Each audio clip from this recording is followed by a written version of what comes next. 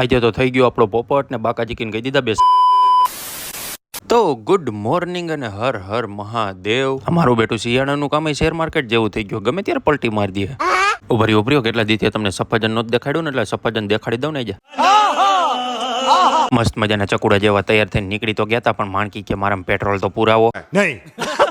ના ના ના ના અને ના ન પડે, આ તો નકર રસ્તામાં મને ઉતારી દે એમ છે.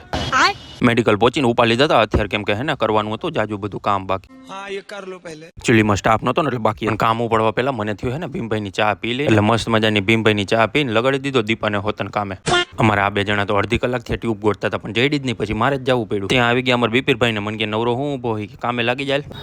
શું તમે દાઢી કાઢવાથી શરમાવ છો? નહીં શરમાવાનું. અમારા ગ્રાહકો મિત્રો જાણવા માંગે છે કે તમે કેમ દાઢી વધારેલી છે. બોલીએ કુછ. मैं नहीं बताऊंगा.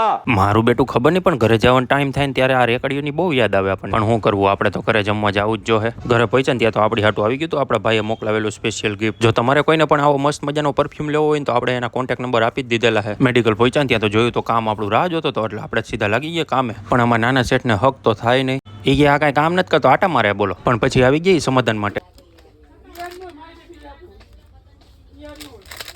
હા તો ખાલી છે તો ખાલી જ દે ને, તમને ભરેલી થોડી દેવાય. अबे साले. હાલો હાલો, કામનું પ્રેશર જાજુ કામ કરી નાખી, તમે કરતા જાઓ ફોલો.